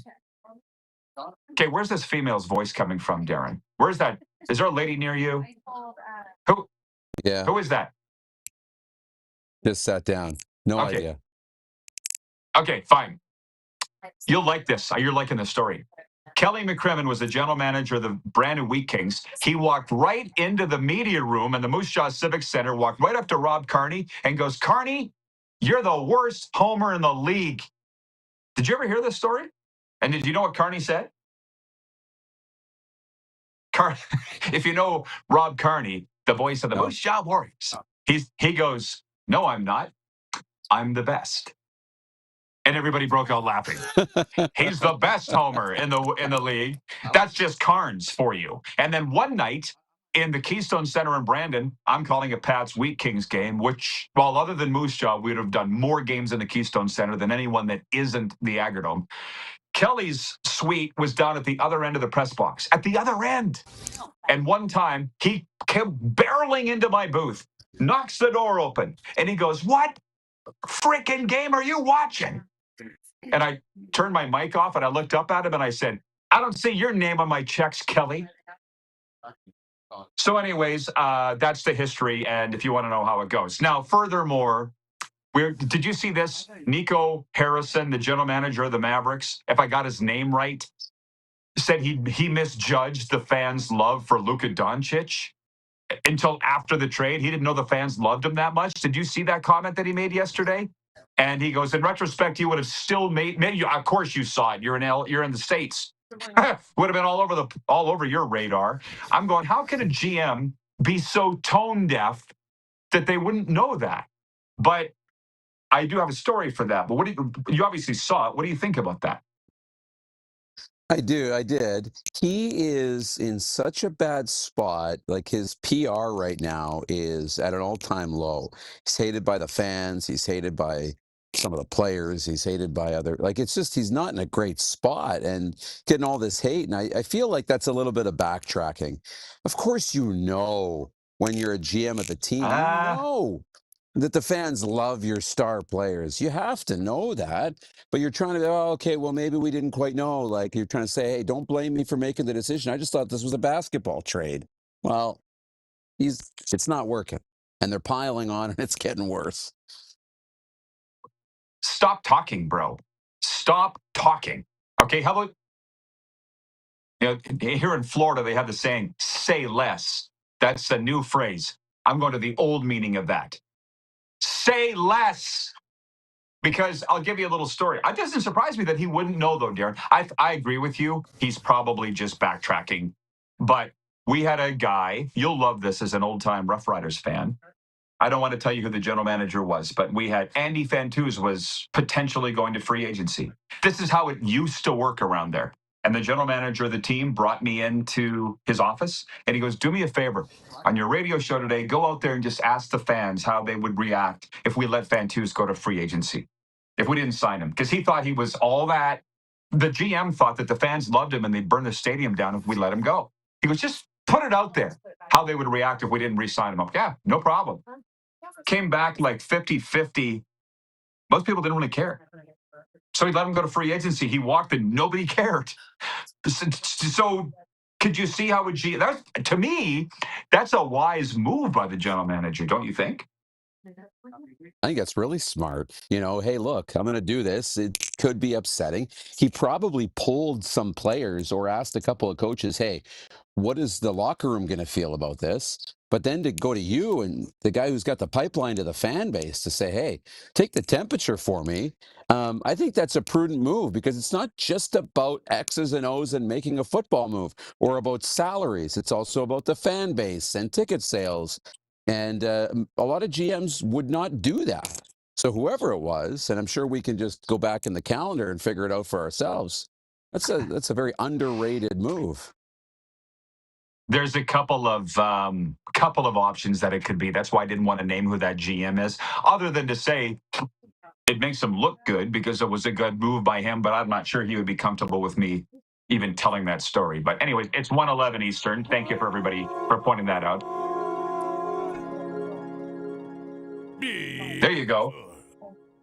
The viewers want to know if you're drinking a beer, Moose. No, I don't know if you like these. I'm having an Arnold Palmer. Half lemonade, half iced tea. Do I like Arnold Palmers? Bree, how do we answer that? Yeah, we are drinking by the gallon down here. Are you kidding me? If nobody knows what that is, Google it or punch it into AI. John Ohm, by the way, I should not have opened that CFL door, but here I did. Can I keep this? I like this better than I like it better than mine. John Ohm says, is it Ken Miller? No. He was the coach, not the general manager. Although I'll give you a pass. He would later become the VP of football operations, but no, it wasn't him. Okay, Darren, we talked about the Leafs and the Senators tonight, game 2, and what needs to change or what doesn't need to change. Have you had some time to reflect on the game 1 and the route that was what went on in game 1? Like, for instance, when Mitch Marner had the breakaway, what were you thinking? When he broke loose with it? Well, to be honest, yeah, when he broke loose with it, I thought a lot of things. We process a lot of thoughts in a short amount of time. And my first thought was, okay, this is a huge moment that could make or break the series. And honestly, based on the track record, I thought, he's not getting this. Like, okay, he's going to miss. And he comes across as a fragile kind of player, but he made no mistake. He knew exactly what he was going to do. He didn't look rattled, and he scored. And it was a pass from Matthews. And I thought, man, that right there tells you that something's different right now about this group. And maybe that's Craig Berube, but they've got a different swagger, a different confidence. Well, I'm going to tell you something. when you walk through the fire in life or in sports, but in this case, we're talking about sports, and you come out the other side, if you are fortunate enough to come out the other side, you're better for it. And, I talked with Rich Sutter about this last week. The Leafs have been through the fire. My God. They look like a stuntman, but instead of folding, it looks like they've learned from it, is my whole point. Clark and I talked about this the other day, or I guess it was this morning. I said, don't they look confident to you, Clark? He's like, yeah, another must win tonight. They're all must wins. And he's right, but they look very relaxed. They look very confident for the first time that I've ever seen. And I've been watching the Leafs live in the playoffs for a few years now. I wanted to, shoot, we're not going to have time to get to this. Later in the week, we'll talk about the NFL draft. Why not? Like Thursday, the day of round one, we'll both be back home. But we got to get to our NHL picks tonight. 4 for 4, this guy, last night. Winning money. I should be doing it. Forget Joe Madden or Walking Bets. I should be doing this stuff. 4 for 4 last night. Moose was 1 for 4. New Jersey at Carolina tonight. Who do you like? Hurricanes for me. Yeah, me too. You too? Okay. Ottawa, Toronto, Leafs for me. I'll go with the Leafs as well tonight. Florida, Tampa Bay. Very interested to get your take on that. Yeah, it's going to be a great game. I have the series going 7, but I think Florida on the road, Paul Maurice will have them ready to go. He's taking Florida. I'm taking Tampa Bay. How about that? And Minnesota at Vegas. Minnesota at Vegas. I feel like it was a pretty convincing Vegas win in game 1. I'll take the Golden Knights tonight. How about you? Yeah, I got to go with Vegas too. That's a good one. 8 o'clock out here, 11 o'clock start for you on the East, in the Eastern time zone. I'll go with the Golden Knights. I'll still be at the damn hockey game in Tampa. That's how late it is here. I'm not even joking. Okay, Moose, enjoy the rest of your time. Safe travels home. Hey, drive safe. Enjoy the game tonight. Thank you. AJ Jakubec, Ottawa Senators TSN Radio, joins us right after this. We are live on the Game Plus television network, streaming live and podcasting wherever you enjoy your podcast.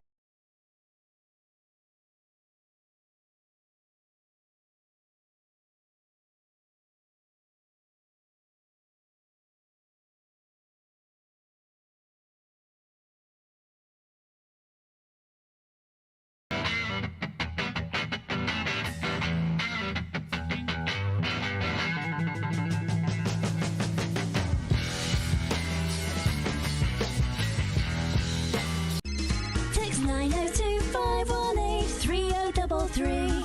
902-518-3033. Pick up your phone and text RP, that's Rod Pedersen. Text 902-518-3033. We're all capable of doing more. More speed, more reps, more commitment to getting every detail perfect. And that's why it's important we never miss a donation appointment. Blood and plasma donors are needed every day in Canada to support thousands of patients that rely on Canada's lifeline. We're asking you to join the Hockey Gives Blood Partners for Life team. Join today by downloading the Give Blood app or book online at blood.ca/HGB. From cash spiels to Grand Slams, club competitions to World Championships, there's a lot to keep up with on the pebbled ice. Stay up to date with the Hardline Curling Show, your weekly source for everything curling, with the latest event results, breaking news, interviews with players, executives, and insiders, plus behind-the-scenes access you won't get anywhere else. Follow us on Facebook, X, Instagram, and subscribe to our YouTube. Make sure you don't miss a thing.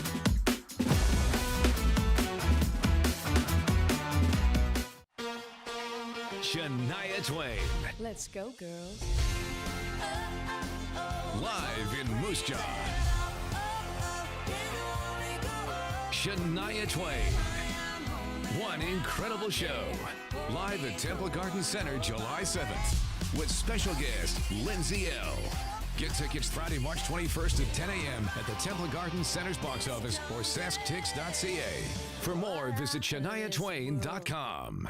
Canada's premier Junior A Hockey League deserves premier coverage, and at IKS Media, we have you covered for all things SJHL. SJHL Weekly on Monday, a live broadcast across our social media platforms where we interview your favorite players and coaches from across the league and preview the upcoming week.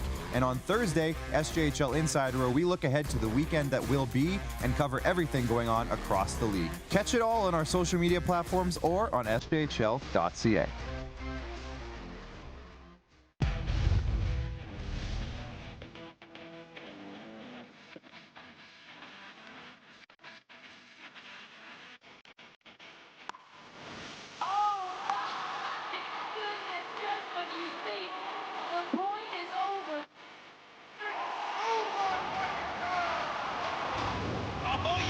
Sounds like he knows what he's doing a little bit. As long as you're entertained. Aren't you entertained? Here's how your business can be a part of Canada's fastest growing sports talk show. All you have to do is contact us, and we will tell you all about the dynamic and exciting marketing opportunities we have, utilizing a fully integrated 360-degree multi-platform. Imagine your business seen and heard across Canada on Game Plus TV and around the world on the Rod Pedersen Digital Network. You will use one of the most overused expressions in sports. You gotta be kidding me.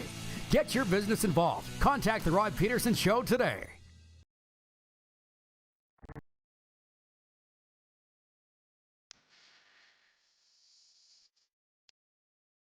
All right, we're back in hour two. 4 games in the NHL playoffs tonight, including one at Scotiabank Arena in Toronto, where the Leafs look to go up 2 games to none on Ottawa.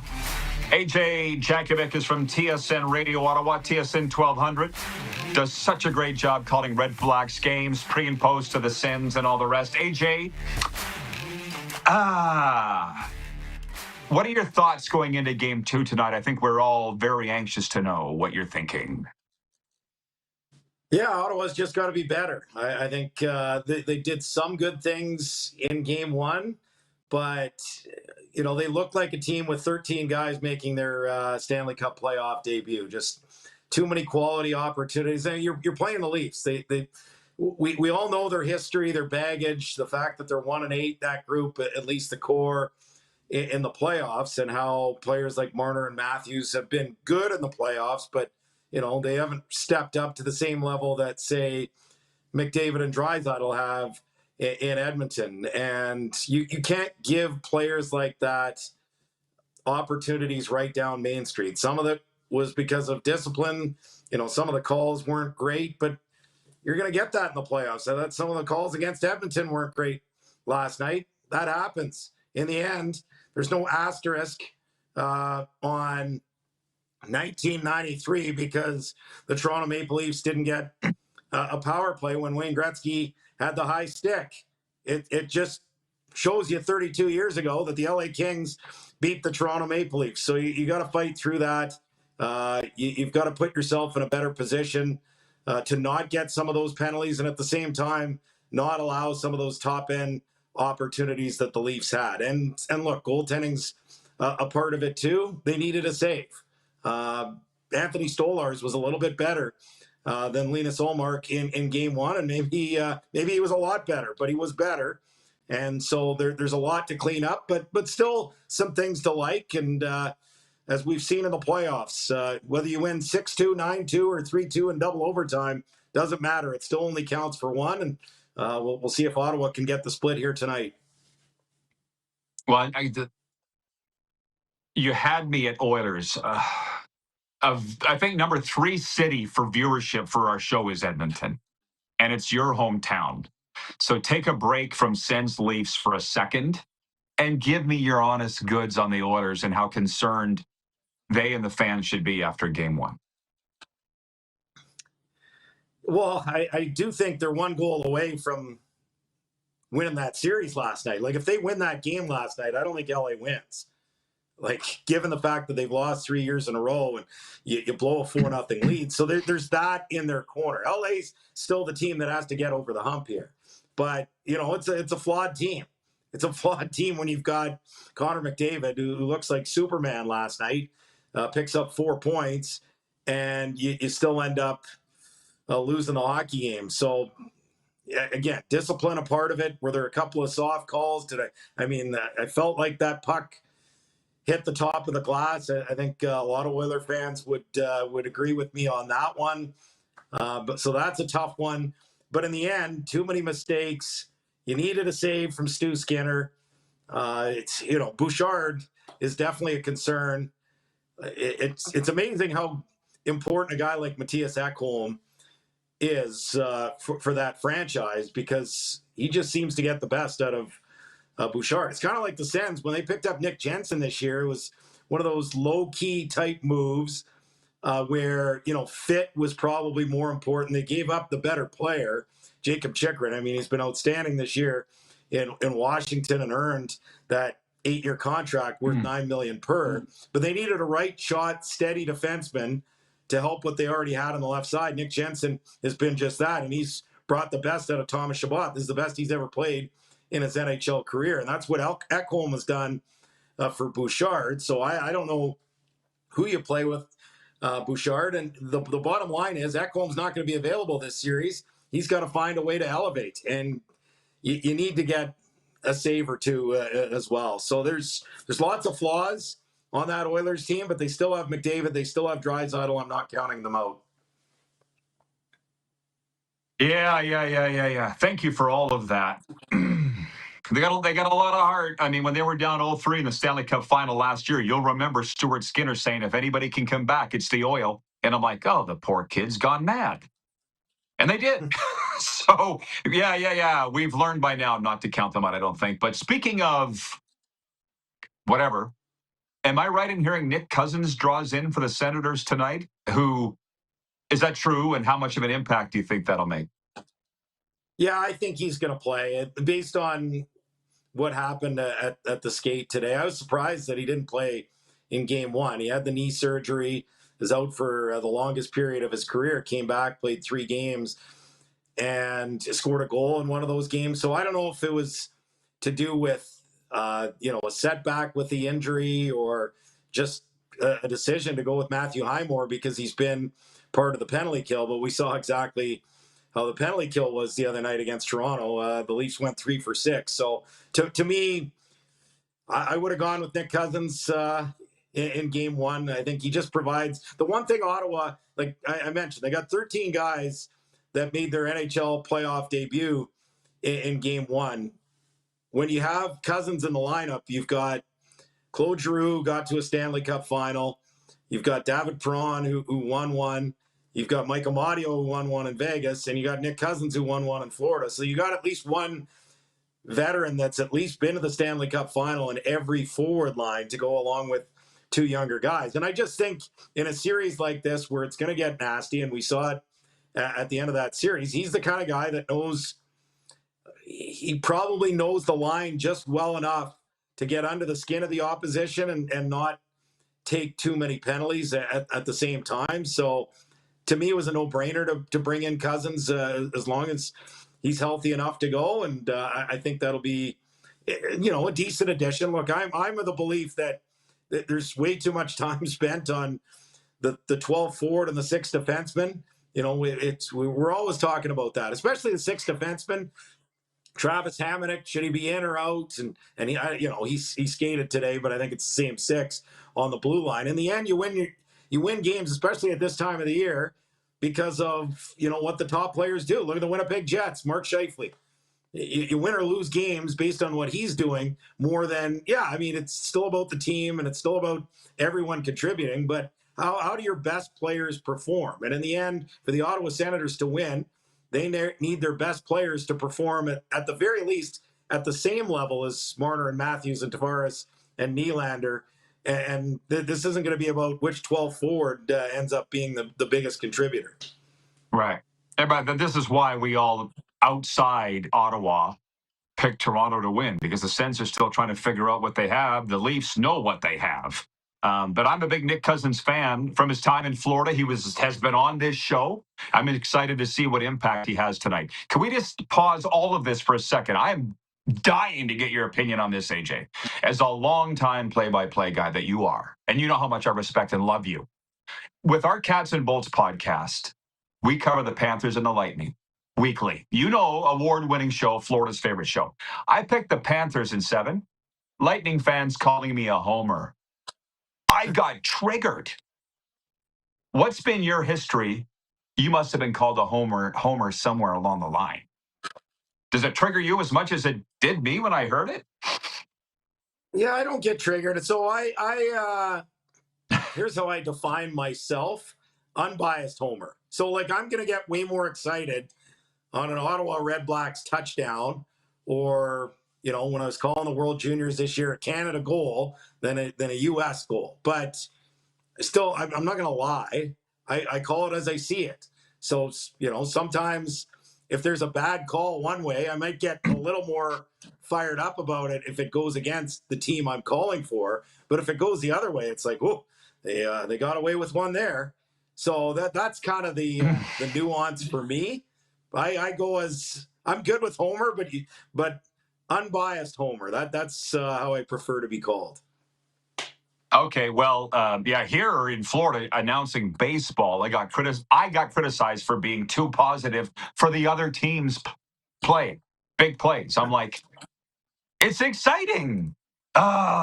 Whatever. You and I should talk more. You can teach me how to not be triggered. Anyways, AJ Jakubec with us. 902-518-3033 is the Progressive Insurance text line if you have any questions or comments for AJ. Is there a better series in your mind, or what has been the best first-round series? I know we're very early into this, but what are you enjoying the most? Yeah, I mean, thank you, schedule makers. It's nice to see Tampa Bay and Florida actually playing a game tonight. That's nice. So I can't even really determine that when teams have already played 2 games. For me, hands down, the one that's been most compelling, Winnipeg, St. Louis. That's big boy hockey. Oh, the physicality, you know, Logan Stanley, Braden Shen going after his brother, and Luke giving it right back. That's been fantastic hockey. And Winnipeg's kind of that team. Like, obviously, I'm in Ottawa. I'm from Edmonton. I spent the majority of my life, other than 4 years in BC, in Ottawa and Edmonton. So I'd love to see those 2 markets do well, but I'd love to see Winnipeg go on a run. You know, they've only, you know, if you go back to Jets 1.0, they've only reached the conference finals once against Vegas. They were the favorite in 2018, and they ended up losing that series to the Golden Knights, and, you know, haven't really come close since. So I'd like to see Winnipeg go on a run, and based on what we saw those first couple of games, and this is without Nick Ehlers, without Gabe Vilardi, that looks like a team that's capable of going on a run. This is still going to be a tough series.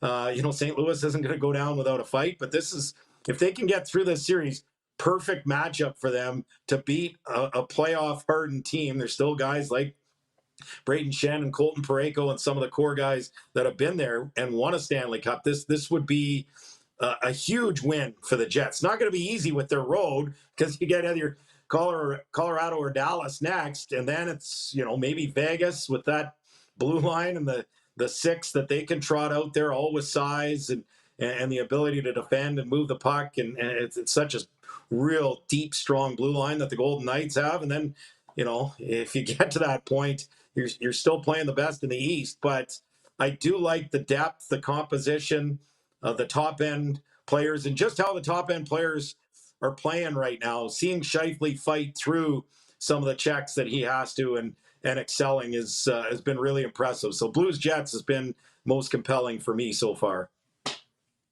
Poll question. Take a swing at our poll question, please, for EMJ Marketing. Will the 1993 curse end this spring? Moose and I both said yes. What would you? How would you answer that, AJ? I'll say yes. I think it has to be the Jets. I feel like, you know, Montreal, Ottawa, their time is down the road. I think they're both capable actually of winning around, but I wouldn't pick the Habs or the Sens right now to get to the conference finals. Oilers, I mean, as good as McDavid and Draisaitl are, I just feel like this roster is a little bit too flawed. I feel like if they fix the goaltending, and, you know, they need to get a little bit, The Holloway move, I understand not re-signing Broberg, and they're in a tough spot, but that Holloway one never made a lot of sense. $2 million. $2 million. You couldn't, like, that's a 25-point player in the NHL. How do you not project? How do you not know what you have? That to me frustrated me at the time. It was a big mistake. It's shown to be, to me, it's not their year. I think I picked the Oilers to win this series, but I just think there's too many flaws there. And the Leafs are 1-8 in the playoffs, so I think it has to be the Jets. But I'll say yes. I'll be optimistic and say that Winnipeg, that this can finally be their year.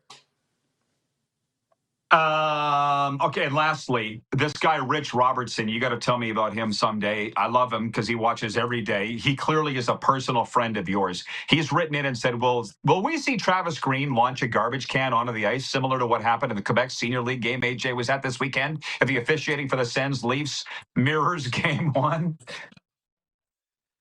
So I like to get out to senior hockey games, and I've been to a couple in that Quebec Senior League, and I went to a game in Laval, and the fans weren't happy with the officiating, and a garbage can came on the ice. That's the type of stuff, like, you would have been calling games in the Western League when I did 4 months in the SJHL and then 4 years in the BCHL before I started doing WHL and OHL and so on and so forth. But that's the type of stuff in the late 90s you would see at like a Rocky Mountain Junior Hockey League game is, here comes every the weekend. Can. The fans are into it. Every weekend. Yeah. Yeah. So crazy stuff. It's, there's some good, I'd never been to a senior hockey game in my life until a year ago, and now I'm hooked. I absolutely love it. It feels like there's a bit of a resurgence out here in Ontario with it. You never know what you're going to get at a senior hockey game. I feel like it's different. I mean, it's great in the West, especially Saskatchewan, but it seems like another level in Quebec and obviously Ontario, if what you're saying is true, which I'm sure it is. All right, AJ, enjoy the hockey, my man. Keep in touch. Always a pleasure, Roddy. Take care. Thank you, pal. The longtime voice of the Ottawa REDBLACKS. Oh, I should have told him. If you're still watching, AJ, if you want any insight on the Battle of Florida, you got my number from TSN 1200 Ottawa, because he's a talk show host there and I'm on with him fairly regularly. And okay, yeah, I can tell you a CFL note since we're done talking hockey for most of the day, but the commissioner will address the media tomorrow and fans at 10 a.m. Eastern. Maybe AJ can log on and ask him if they're going to expand, because he always asks me. And I got nothing on that. You can ask him, AJ, tomorrow.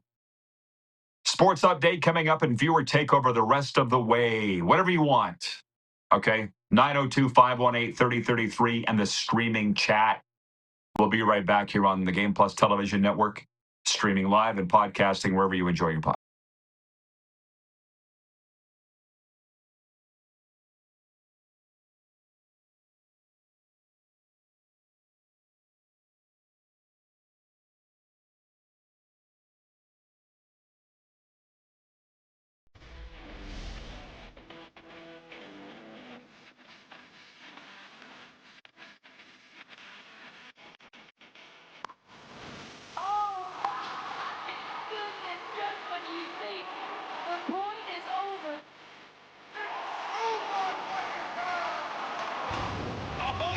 Sounds like he knows what he's doing a little bit.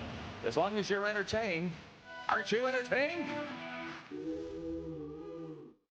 We're all capable of doing more. More speed, more reps, more commitment to getting every detail perfect. And that's why it's important we never miss a donation appointment. Blood and plasma donors are needed every day in Canada to support thousands of patients that rely on Canada's lifeline. We're asking you to join the Hockey Gives Blood Partners for Life team. Join today by downloading the Give Blood app or book online at blood.ca/HGB. Did you know that you can help save a life? And you can start right now. Stem cells from male donors increase chances of positive outcomes for patients, yet they only make up 40% of our registry. Today, there are hundreds of people in Canada searching for their life-saving match. You can be a patient's best hope. Be a hero by registering with Canadian Blood Services Stem Cell Registry now. Canada's premier Junior A Hockey League deserves premier coverage, and at IKS Media, we have you covered for all things SJHL. SJHL Weekly on Monday, a live broadcast across our social media platforms where we interview your favorite players and coaches from across the league and preview the upcoming week. And on Thursday, SJHL Insider, where we look ahead to the weekend that will be and cover everything going on across the league. Catch it all on our social media platforms or on sjhl.ca. Honky Tonk legend Mark Chestnut. Celebrating 35 years of music. Joined by special guest Aaron Goodvin. June 28th at Temple Garden Center. Tickets on sale now at Temple Garden Center box office or online at sasktix.ca.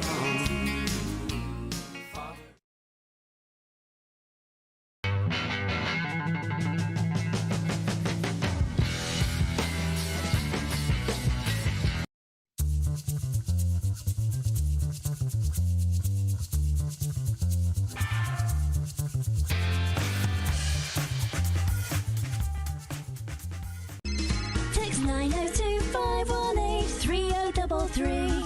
902-518-3033. Pick up your phone and text RP, that's Rod Pedersen. Text 902-518-3033. Here's how your business can be a part of Canada's fastest growing sports talk show. All you have to do is contact us, and we will tell you all about the dynamic and exciting marketing opportunities we have, utilizing a fully integrated 360-degree multi-platform. Imagine your business seen and heard across Canada on Game Plus TV and around the world on the Rod Pedersen Digital Network. You will use one of the most overused expressions in sports. You gotta be kidding me. Get your business involved. Contact the Rod Pedersen Show today.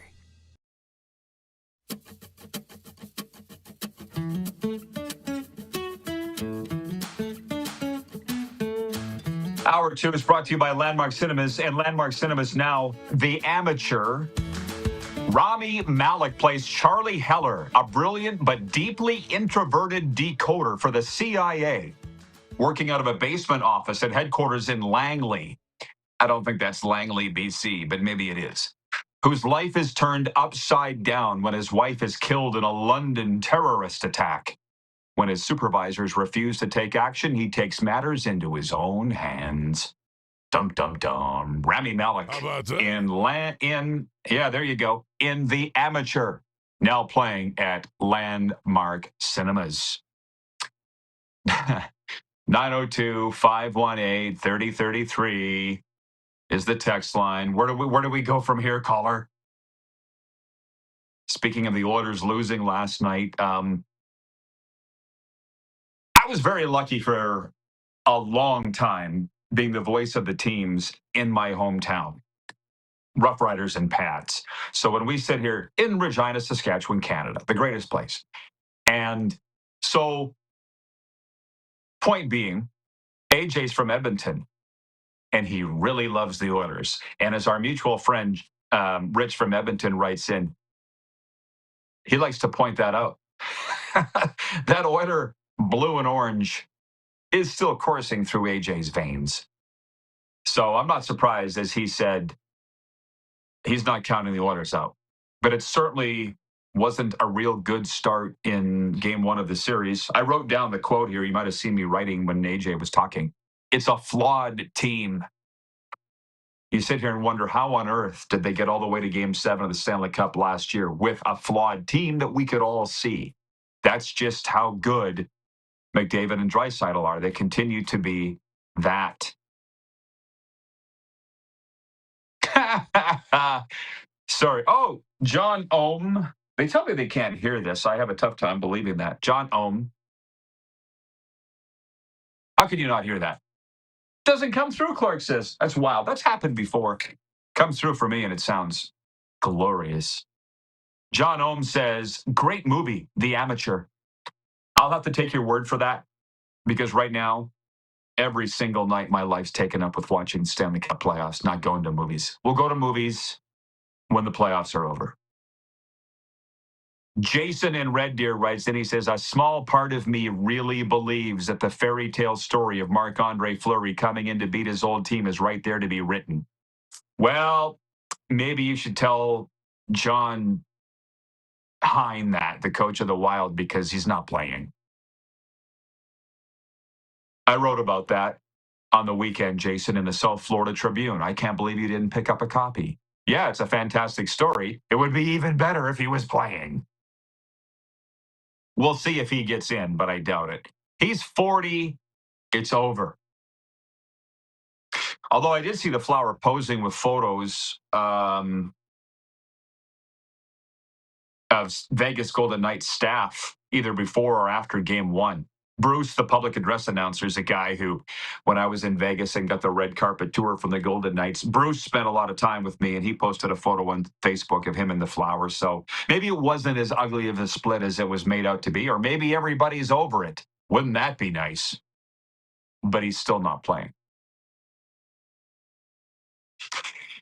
Rich in Edmonton says, difference from last year for this Oiler team can be summed up in 3 words: older and slower. You do get old fast. Again, where sports mirrors life. And you sit back and go, how the hell did that happen? John in Edmonton writes in for about the 3rd time. Hey, Rod, how's your better half doing after last night's Oilers loss? Not good, John. Not good. I'm not sure why you ask questions that you know the answers to, but Darcy in Grand Prairie writes in. Where is he? He says, wait, did AJ say he doesn't get triggered? That triggers me. That's funny, Darcy. To be honest, AJ and I have spent a hell of a lot of time together, both personally and professionally over the years. And to be honest, I can't say I've ever seen him being triggered. And I've also listened to him for hours upon hours upon hours of his broadcast, and he doesn't get triggered. Whereas for me, maybe that's just the way that I was or used to be. I was triggered all the time. Not proud of it, but the fans seem to like it. Our fans seem to like it. In retrospect, it might not have been the best way to be. And the reason it came up, for everybody that didn't notice or wasn't watching, Tampa Bay Lightning fans have referred to me as a homer for picking the Panthers to win the series in 7. And it's like, but I'm not allowing them to trigger me. Initially, I was, and then I walked it back. And I lived there, so it would make life easier if the Panthers won. But if the Lightning win, it becomes a lightning show. See what we did there? Okay, hang on. We got some great comments from the audience. We'll be right back for one more segment, and then we're hitting the highway. We're live on Game Plus Television. Overtime's on the way. We're streaming live and podcasting wherever you enjoy your podcast.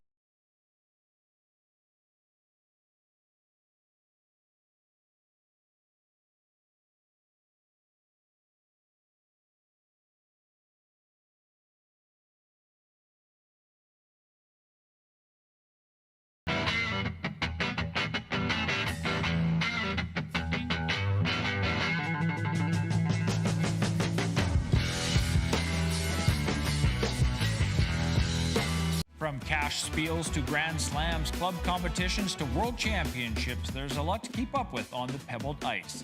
Stay up to date with the Hardline Curling Show, your weekly source for everything curling, with the latest event results, breaking news, interviews with players, executives, and insiders, plus behind-the-scenes access you won't get anywhere else. Follow us on Facebook, X, Instagram, and subscribe to our YouTube.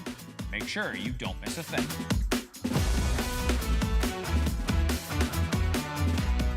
We're all capable of doing more.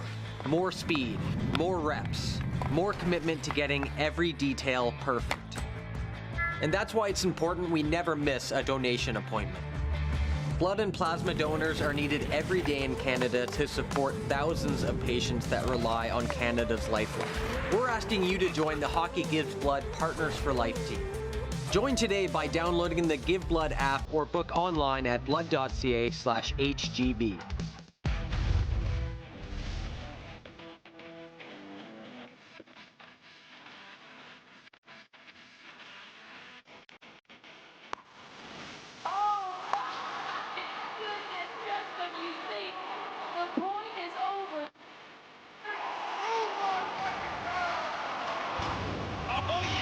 sounds like he knows what he's doing a little bit. As long as you're entertained. Aren't you entertained? Shania Twain. Let's go, girls. Live in Moose Jaw. Shania Twain. One incredible show. Live at Temple Garden Center July 7th. With special guest Lindsay L. Get tickets Friday, March 21st at 10 a.m. at the Temple Garden Center's box office or sasktix.ca. For more, visit shaniatwain.com. Hi, my name's Logan Stankoven. And I'm Connor Bedard. We're both Hockey Gives Blood player ambassadors and proud to be blood donors. There are thousands of patients each year in Canada that rely on a generous stranger to save their life.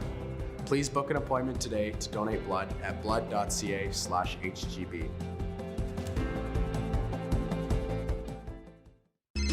Text 902-518-3033. 902-518-3033. Pick up your phone and text RP, that's Rod Pedersen. Text 902-518-3033.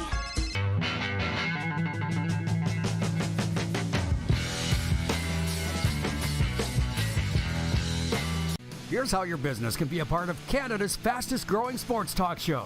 All you have to do is contact us, and we will tell you all about the dynamic and exciting marketing opportunities we have, utilizing a fully integrated 360-degree multi-platform. Imagine your business seen and heard across Canada on Game Plus TV and around the world on the Rod Pedersen Digital Network.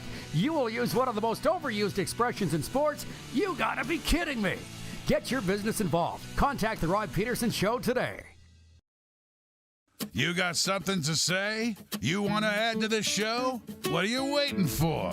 Don't just sit there. Say something. Now, back to the studio with Rod. Okay. It's overtime, as you know. One final segment, and for a lot of people, it's their favorite segment. I don't know why. It just is.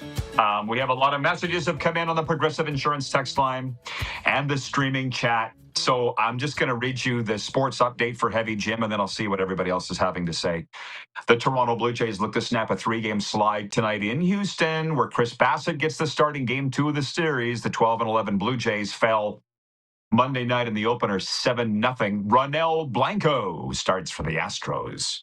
3 NBA playoff games are on tap tonight, including one in Oklahoma City, where Canadian Shai Gilgeous-Alexander and the Thunder try to go up 2-0 on Memphis. The Lakers host Minnesota after dropping game 1, while Milwaukee visits Indiana looking to pull even. There was some NFL stuff here to get to. Not news, just fake news.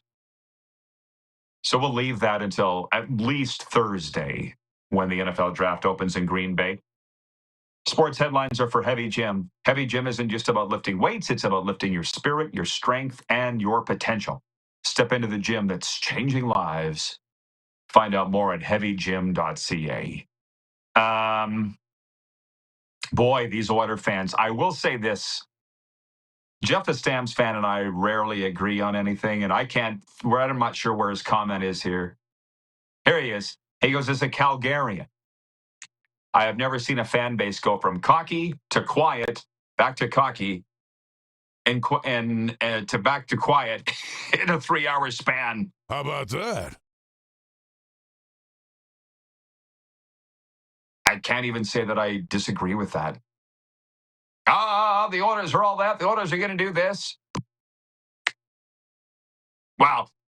And the reason I bring that up, Laverne writes in from Swift Current Sask on the Progressive Insurance text line, and he says, great show. Bouchard is such a liability for the Oilers. McJesus is a stud. I think the President's Cup curse stays. I hope not. That's from Laverne and Swift Current, dabbling in a little Jets and a little Oilers. But I remember very clearly last year, everybody, the Stanley Cup final. The Bouch bomb. How quick we forget. It was the hottest thing in the Stanley Cup playoffs. Evan Bouchard's bomb from the point. Now he can't tie his own skates. Ron in Calgary writes in from the 403. Great show, Rod. Loving the playoffs so far. I agree that Edmonton doesn't have the depth. And more importantly, goaltending will cost them. So many people are jumping on the Oilers. I actually feel bad for them.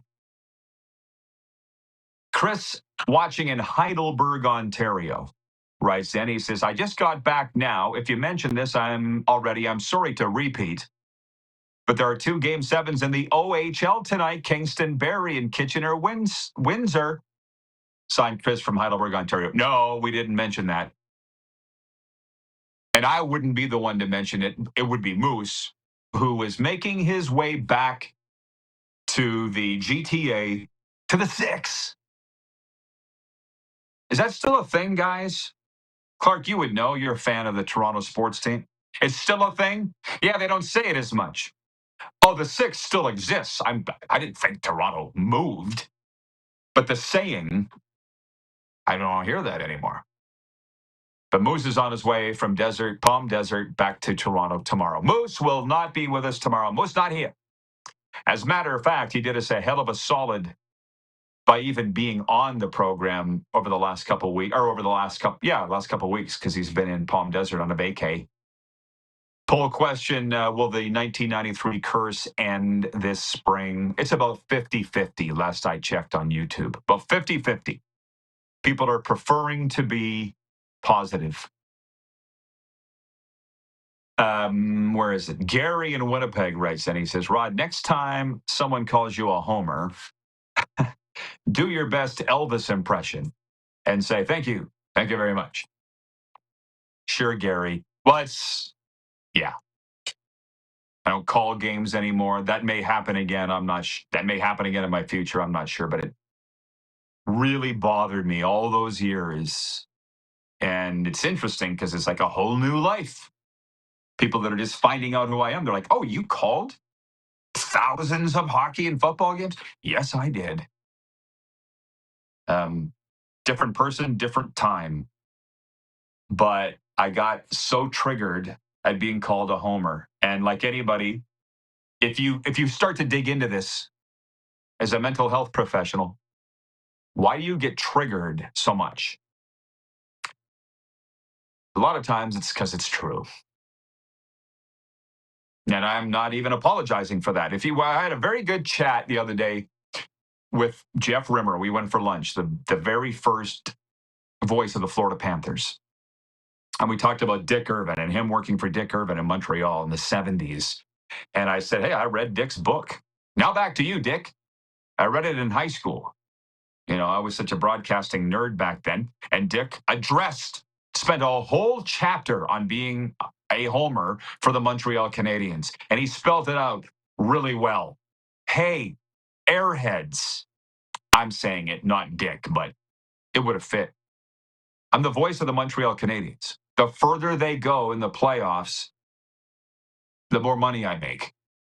And the better the chance of winning a Stanley Cup, which they've done, 24 times? And Dick gets a ring. So why wouldn't I cheer for them? And in retrospect, all these years later, I'm like, wait a minute. These ding-dongs were just trying to get under my skin. And it worked. Not letting it happen anymore. Nope.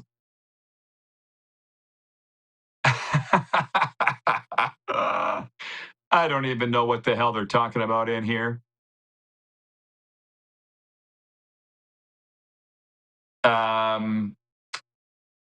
Tony in Cochrane says, no soccer, no golf, Colt. Yeah, are you expecting me to talk about those things? Because it's not going to happen.